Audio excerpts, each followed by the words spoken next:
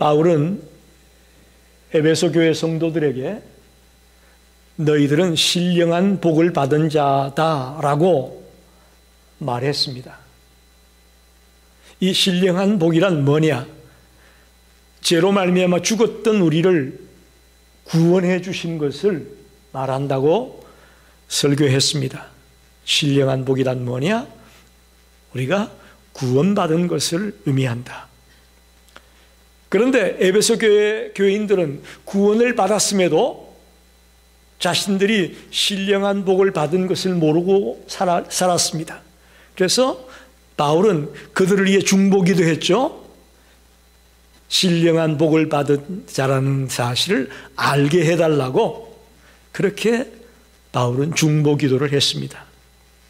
오늘 2장 1절로 10절에는 구원에 대해서 좀 더 자세하게 우리에게 말하고 있습니다.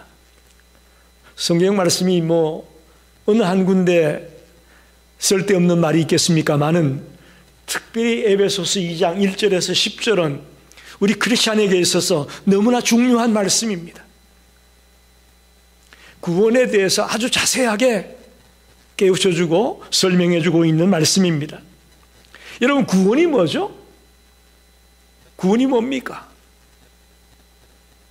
죽음의 자리에 빠져 있는 자를 건져내는 것이 구원입니다. 쉽게 말하면 지금 물에 빠져서 허우적거리면서 쓸려 내려가는 사람이 있었는데 그 사람을 줄을 던졌던 방법을 동원해서 건져내었다 그러면 그 사람을 구원받은 겁니다. 우리가 무엇인가에서부터 지금 구출받아야 될 상태에 놓여 있는 자라는 것을 이 구원이라는 말 속에서 우리는 떠올려야 됩니다. 지금 뭔가로부터 구출받지 않으면 우리의 인생은 끝나는 인생이 된다는 거죠. 다시 말하면 하나님이 우리를 볼 때에 우리는 지금 그 모습 가운데서 구출받아야만 되는 존재라는 거죠. 하나님이 본래 우리를 만들었을 때에 우리의 모습과 견주어 볼 때 우리는 지금 뭔가 구렁텅이에 빠져서 죽어가고 있는 상태라는 거죠. 아니, 죽은 상태라는 거죠. 그래서 그들을 건져낼 수밖에 없는 이것을 우리는 구원이라고 말합니다. 2장 10절을 보면 놀라운 말씀이 있습니다. 우리는 그가 만드신 바라 그리스도 예수 안에서 선한 일을 위하여 지으심을 받은 자니 이 일은 하나님이 전에 예비하사 우리로 그 가운데서 행하게 하려 하심이니라. 그가 만드신 바다, 하나님이 우리를 다시 만들었다는 거예요. 다시 지음을 받았다. 저와 여러분은 하나님이 만든 자라는 것을 기억하십시오. 우린 모르고 지냈죠. 그죠? 부모님께로 내가 나왔지 무슨 하나님이 나를 만드셨냐? 아닙니다. 하나님이 저와 여러분을 만드셨다고 성경은 말씀합니다. 그런데 그 만들었던 것이 죄로 말미암아 하나님과 멀어지고 그야말로 죽음의 구렁텅이에 빠져 있었는데 다시금 하나님의 은혜와 사랑으로 우리를 건져내셨습니다. 다시 만드셨다. 다시 지으셨다. 이런 표현을 쓰고 있습니다. 왜 우리를 다시 만드셨을까요? 왜 우리를 다시 지으셨을까요? 성경에 나오잖아요. 선한 일을 위하여 우리를 다시 만드셨다. 다시 지으셨다. 이게 뭐예요? 저와 여러분을 구원한 목적입니다. 하나님은 분명한 목적을 가지고 우리를 구원하셨습니다. 할렐루야. 그래서 우리는 구원받아서 내가 복받았다. 야, 좋다. 야, 기쁘다. 그렇게만 생각한다면 이건 아직 우리가 구원의 목적을 모르는 겁니다. 그래서 오늘날 교회 안에 기복적인 신앙이라고 말하잖아요. 기복신앙. 그래서 예수 믿고 복 받고 건강하게 잘 사는 거, 그것만을 추구하는 크리스찬들이 이 땅의 교회들 안에 수룩백백입니다. 야, 나 구원받았어, 복 받았어, 야, 신나, 야, 좋아. 거기에 머물러 있는 신앙인들이 너무나 많다는 것을 우리가 보게 됩니다. 그걸 기복적인 신앙이라고 말합니다. 구원은 죽은 후에 천당 가는 거야. 구원은 이 땅에 살면서 축복받아가지고 떵떵거리면서 사는 거야 라고 누가 생각한다고요? 오늘날 교회 다니는 크리스찬이 생각하고 있다는 겁니다. 따라합시다. 이것은 내가 복음이다. 이건 내가 복음이에요. 이건 성경의 말씀이 아니고 내가 복음이에요. 겨우 하나님이 우리를 구원해서 이 땅에서 복받고 신나게 살라고 구원하는 거 아님을 아셔야 됩니다. 분명한 구원의 목적이 있어서 우리를 만드셨습니다. 우리를 구원하셨습니다. 오늘 성경이 그걸 우리에게 가르쳐주고 있습니다. 오늘은 믿기 전과 믿은 후의 차이점을 생각하면서 같이 은혜를 나누고 싶습니다. 오늘 성경에 보니까 믿기 전의 모습을 세 가지로 우리에게 말하고 있습니다. 첫째는 믿기 전에 우리는 어떤 상태였느냐? 영적으로 죽었습니다. 1절 보면 그는 허물과 죄로 죽었던 너희를 살리셨도다. 할렐루야. 우리는 예수 믿고 구원받기 전에, 믿기 전에 영적으로 죽어 있었습니다. 예수 믿지 않는 사람들은, 즉 믿음이 없는 사람들은 영적으로 죽은 자입니다. 창세기로 돌아가 보면 하나님께서 뭐라고 말씀하시죠? 선악과를 따먹으면 정령 죽으리라 그랬죠. 그런데 아담과 하와가 죽었나요? 안 죽었나요? 에덴 동산에서 쫓겨나기는 했지만 죽지는 않았죠. 근데 정말 그럴까요? 육적으로는 그들이 쫓겨나서 여전히 살아있는 것 같았을지 몰라도 영적으로는 죽었습니다. 이걸 우리가 분명히 알아야 돼요. 정령 죽으리라고 했는데도 아담과 하와는 오래만 살았는데 아니에요. 분명히 그 순간 영적으로 죽었습니다. 우리가 생각할 때 보통 죽음은 육체적인 죽음을 우리가 생각합니다. 여러분 장례식장에 많이 가보셨잖아요. 육체적인 죽음은 영과 육이 분리되는 거예요. 우리가 가보면 간 안에 육신은 놓여 있잖아요. 그럼 우리는 그걸 죽었다고 말하죠. 영과 육이 분리되는 것이 이 육체적인 죽음입니다. 그런데 영적인 죽음은 뭐냐? 하나님과 우리가 분리되는 것이 영적인 죽음입니다. 왜 믿기 전에는 영적으로 죽었는지 알겠죠? 하나님과 분리된 자였기에 우리는 죽었습니다. 보통 우리가 기도할 때에 허물과 죄로 죽을 수밖에 없는 우리를 그런 기도를 많이 하죠. 아니에요. 그 잘못된 거예요. 죽을 수밖에 없는이 아니고 죽었던, 그렇게 고백해야 됩니다. 허물과 죄로 죽었던 나를 살려주셔서 감사합니다. 이런 고백이 되기, 죽을 수밖에 없던, 아니에요. 표현을 바꾸세요. 우리 분명히 죽었어요. 하나님과 단절됨으로, 하나님과 분리됨으로 우리는 죽었었습니다. 왜 죽었느냐? 성경이 말하잖아요. 허물과 죄로 죽었다 그러죠. 허물과 죄로 말미암아 죽었다. 허물은 하지 말아야 될 것을 하는 것을 말합니다. 허물, 하지 말아야 될 건데 하는 거예요. 적극적인 죄라고 볼 수 있겠죠. 두 번째 나오는 이 죄는 하나님이 하라고 하셨는데 안 하는 거예요.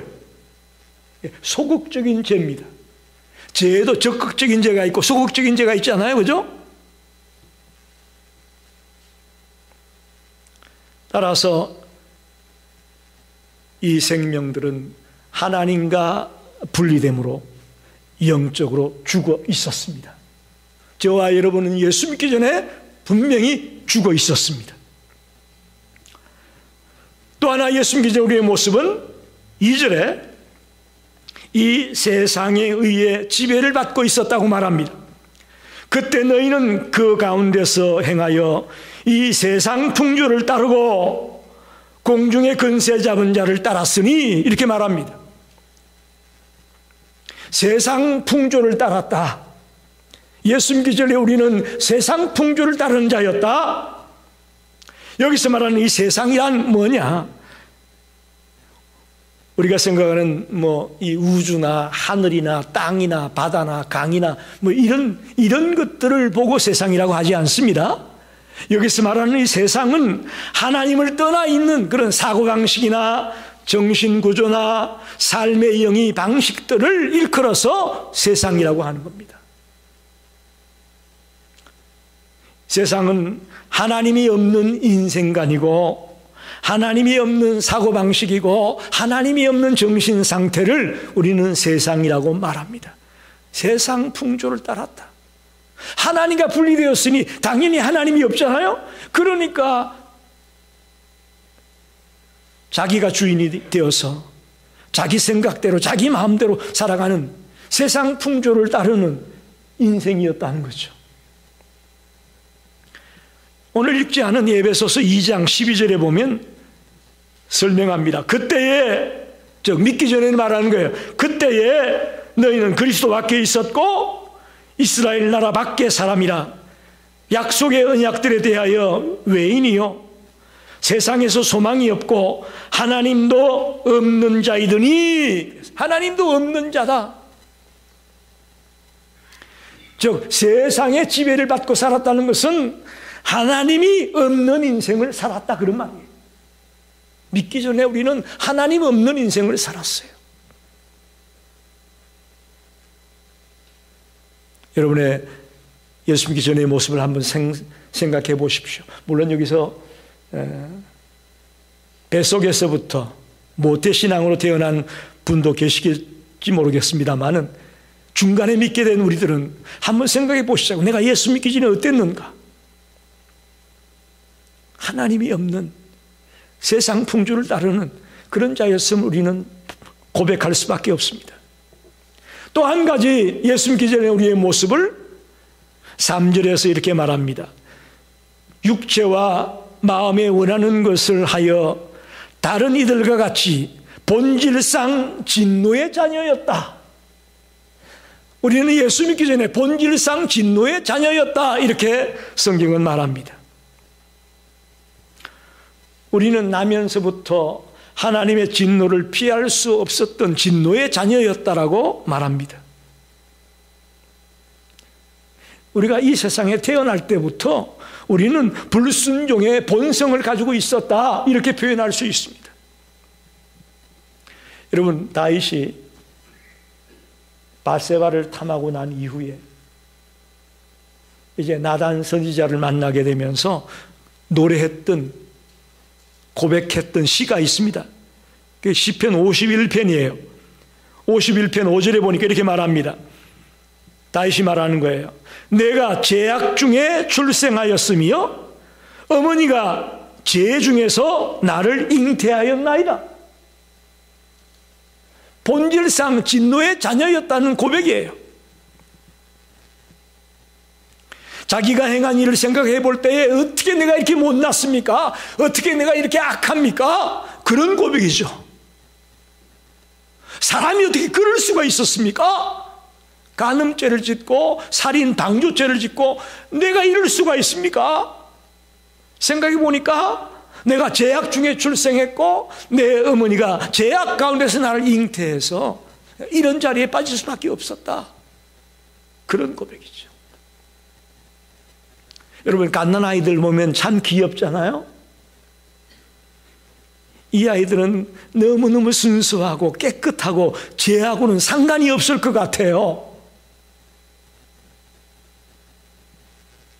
저희들도 손주들을 처음 안아봤을 때 느낌이 그랬어요. 야, 이런 아이들은 정말 죄하고는 상관이 없고 완전하고 깨끗하고 그렇게만 살 것처럼 느껴졌었어요.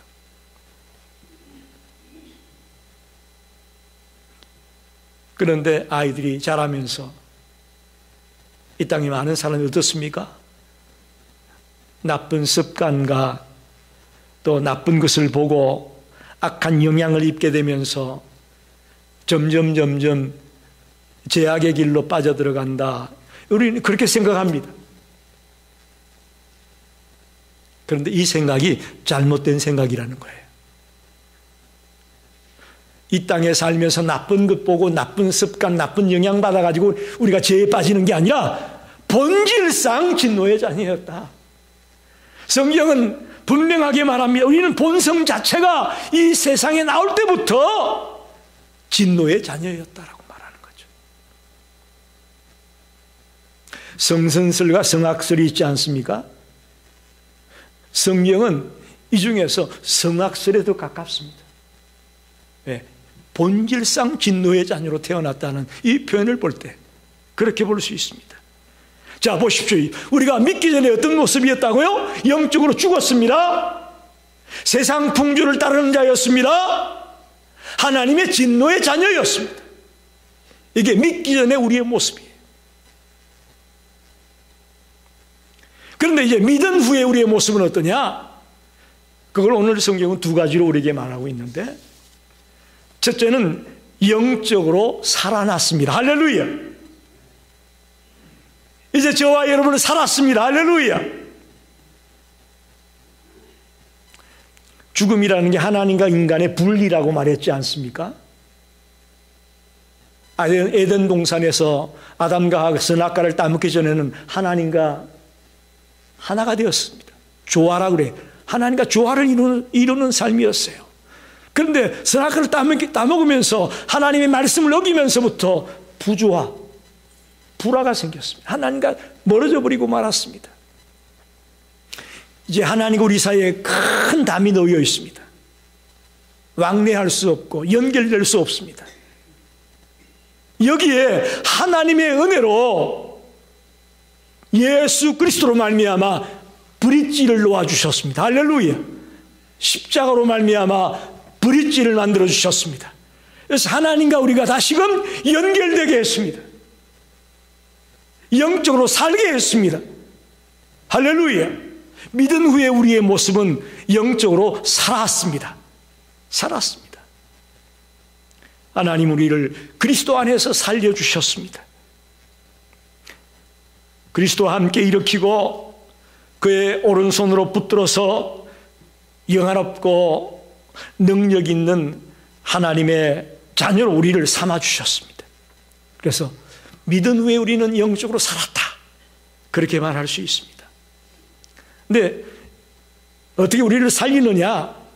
그걸 오늘 성경에는 4가지 단어로 우리에게 말하고 있습니다. 어떻게 우리를 살렸느냐? 4절, 7절을 보게 되면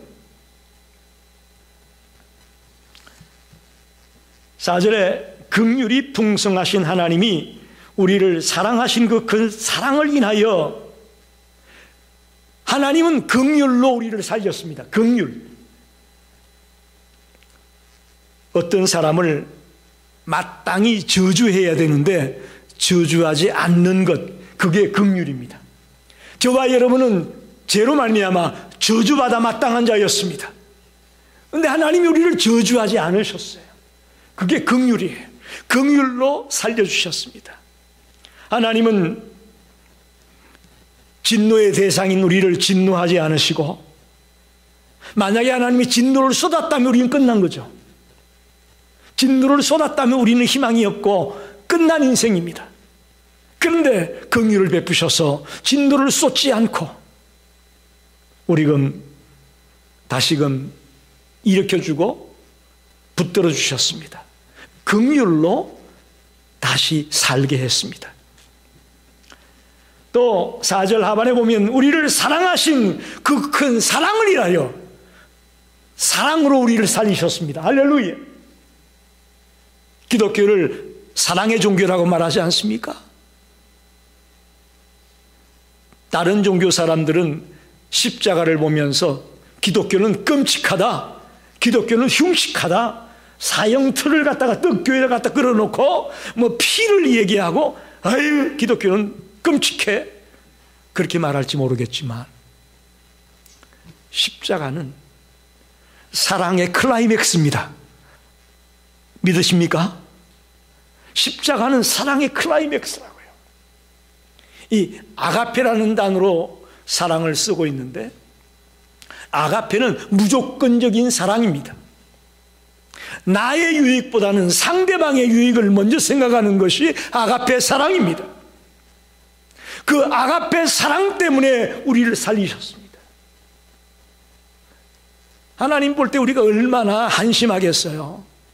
자기 욕심대로 자기 이기심을 따라 추하게 살아가는 우리를 볼 때 하나님이 얼마나 안타깝겠습니까? 그럼에도 불구하고 무조건적인 사랑으로, 여러분 자격을 따졌다면 저와 여러분이 하나님의 자녀가 될 자격이 있어요? 없어요? 없습니다. 제가 제 자신을 볼 때에도 자격으로 따진다면 하나님 앞에 자녀가 될 수 있는 자격이 없어요. 없어요. 그야말로 아가페의 사랑이 아닌다면 나의 유익을 생각하고 나를 아끼는 그런 마음으로 독생자를 보내주는 그 사랑이 있었기 때문에 저와 여러분이 영적으로 살게 된 걸 믿으시기 바랍니다. 세 번째 단어는 7절에 나오는데, 이는 그리스도 예수 안에서 우리에게 자비하심으로, 하나님의 자비하심 때문에 우리가 영적으로 살았습니다. 할렐루야. 자비라는 것은 어려운 자들을 도와주는 것이라고 우리가 생각할 수 있습니다. 그런데 이건 사실 어떤 관념이 아니고 행동하는 거예요. 우리가 남이 불쌍하다는 마음은 다 같잖아요. 근데 행동을 못 옮기잖아요. 그건 자비가 아니에요. 하나님의 자비하심 때문에 저와 여러분이 영적으로 살았습니다. 할렐루야. 여러분 선한 사마리아인 비유를 생각해 보십시오. 강도 만난 자가 쓰러져 있는데 다 지나갔는데 마지막에 선한 사마리아 여인 그만이 그를 도와주고 그를 살게 해줍니다. 그 얘기 마지막에 보면 예수님이 묻죠. 이 세 사람 중에 누가 강도 만난 자의 이웃이냐? 그러니까 그 말을 듣던 율법사가 말하기를 이 사마리아인이 자비를 베푼 자입니다. 이렇게 대답을 합니다. 여러분 자비란 어떤 추상적인 관념이 아니에요. 행동하는 거예요. 행동으로 옮겨지는 거예요. 즉 하나님의 자비하심이 있었기 때문에 저와 여러분이 영적으로 살림을 받았습니다. 하나님이 행동해 주셨기 때문에. 할렐루야. 하나밖에 없는 독생자를 인간의 몸을 입고 이 땅에 오심으로 행동으로 옮겨주셔서 우리를 살려주셨다고요. 이게 자비예요. 마지막 한 단어는 7절 하반에 그 은혜의 지극히 풍성함을 오는 여러 세대에 나타내려 하심이라. 은혜. 저와 여러분이 영적으로 살림을 받은 것은 하나님의 은혜로 살림을 받게 된 것을 믿습니다. 쉽게 말하면 은혜란 뭐예요? 받을 자격이 없는 자에게 베푸는 것. 그게 은혜입니다. 아까 우리 사랑 얘기하면서 제가 자격 얘기를 했는데 은혜, 우리가 받을 자격이 없는데 우리에게 주신 거예요. 이게 은혜입니다. 우리가 거듭난 것 오직 하나님의 은혜고 하나님의 선물이라고 말합니다.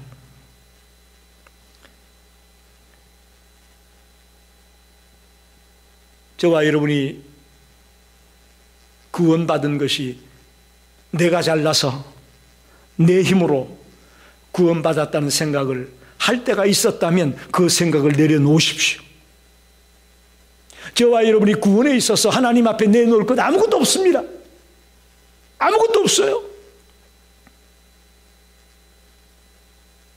자격이 없는 우리에게 무조건적으로 은혜를 베풀어서 선물로 주어서 하나님의 자녀가 되고 구원받은 자가 되었다는 사실을 오늘 꼭 기억하고 돌아가셨으면 좋겠어요. 8절 9절 봅시다.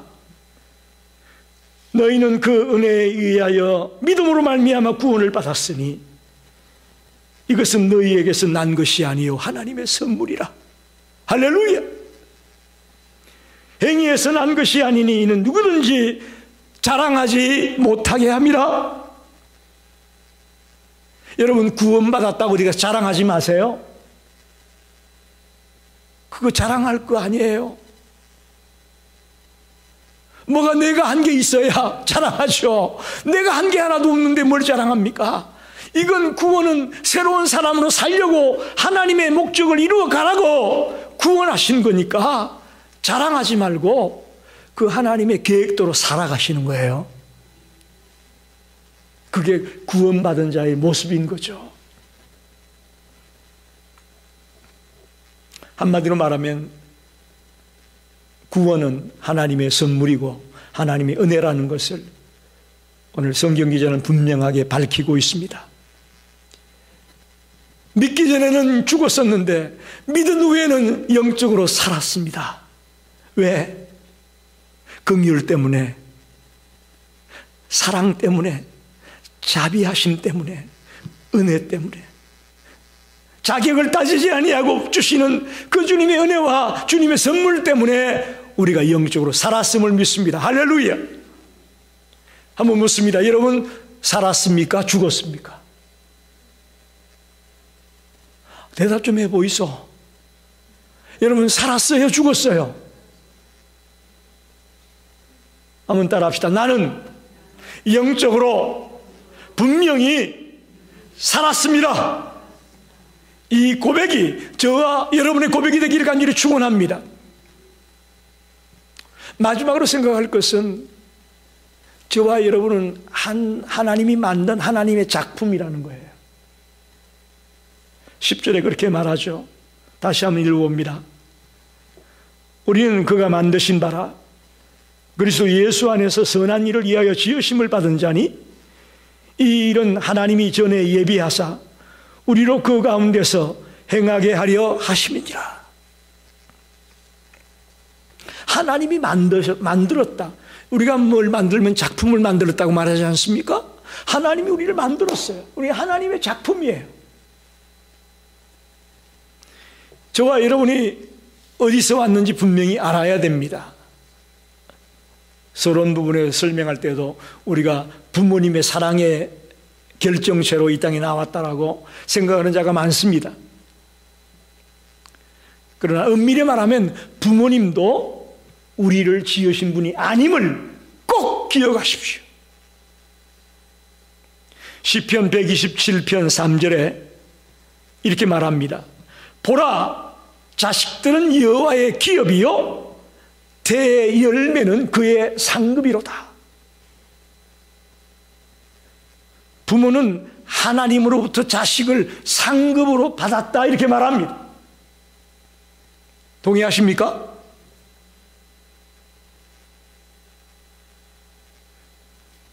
요즘 각 나라마다 출산율이 급격하게 떨어져서 모든 나라들이 굉장히 걱정하고 염려하고 있죠. 한 생명을 얻는다는 것이 인간의 계획과 인간의 방법에 의해서 되는 것이 아님을 우리는 성경에서 발견하게 됩니다. 인간 하나하나는 하나님의 작품이에요. 하나님이 만드신 거예요. 특별히 왜 하나님께서 죄로 죽었던 우리를 다시 살리는 이 작업을 하셨을까요? 오늘 성경에 선한 일을 하게 하려고 우리를 다시 만들었다고, 다시 살려내었다고 말하고 있습니다. 그럼 도대체 이 선한 일이 뭘까? 이게 우리 고민거리예요. 선한 일을 하게 하려고 부르셨다고 하는데 선한 일이 도대체 뭐냐? 죄를 짓기 전에 하나님의 선한 창조물이었을 때에 하나님 우리 속에 분명한 뜻을 가지고 있었다고 저는 믿습니다. 여러분, 이 땅의 모든 것들을 한번 보십시오. 목적이 없이 있는 게 있나요? 여러분 한번 보시라. 아무리 싼 것도 다 목적이 있어요. 휴지 저거 뭐 얼마나 하겠어요? 저것도 목적이 있어 이 땅에 존재하는 거 아니에요? 이 강대상, 이 여기 있는 나무들, 이 추리들, 저기 달려있는 방울 같은 거, 이거 아주 아무것도 아닌 것 같지만 목적이 있어서 존재하는 거예요.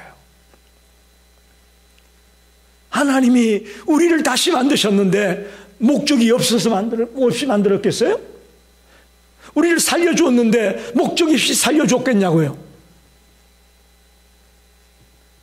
하나님의 뜻을 이루기 위해서 우리를 만드신 거죠. 다시 달리 말하면 사람의 제일 큰 목적이 뭐라 그랬죠? 그분을 영화롭게 하고 그분을 즐거워하는 것이다.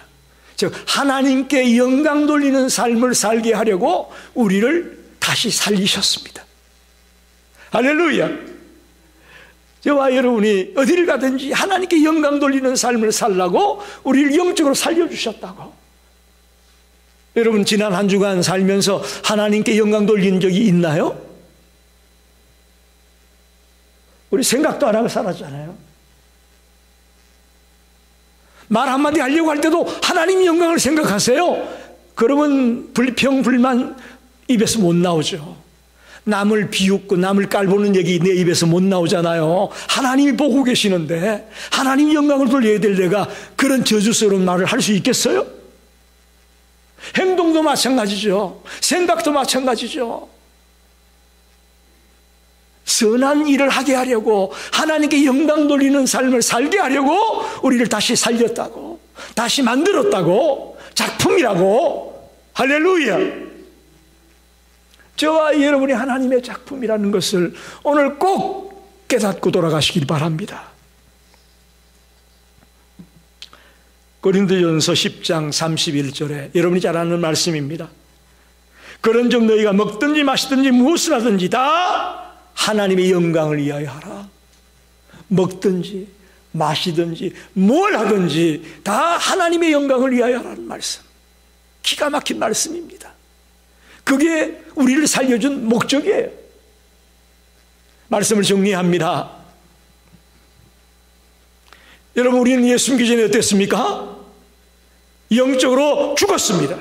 죽을 수밖에 없는 이 아니고 죽었어요. 우리는 예수 믿기 전에 죽었습니다. 그러나 하나님의 은혜로 선물로 예수 그리스도를 믿음으로 영적으로 살았습니다. 할렐루야. 살았습니다.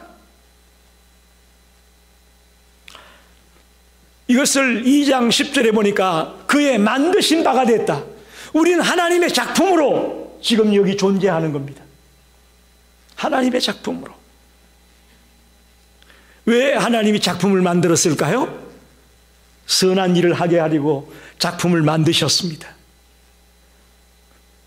하나님의 뜻을 이루어가고 하나님께 영광 돌리려 그런 가치 있는 삶을 살려고 우리를 살리셨습니다. 더 쉽게 말하면 하나님께 영광을 돌리려면 하나님의 말씀에 순종하는 삶을 사는 것입니다. 오늘부터 저와 여러분이 하나님의 작품에 걸맞게 하나님의 말씀에 순종하며 하나님의 뜻대로 살아보려고 몸부림을 치는 저와 여러분이 되기를 바랍니다. 그런 자들이 하나님의 작품답게 사는 것이고 하나님의 작품에 걸맞는 인생을 사는 자라고 저는 믿습니다. 여러분도 그런 믿음을 가지고 남은 생을 살아가기를 간절히 축원합니다. 기도하겠습니다.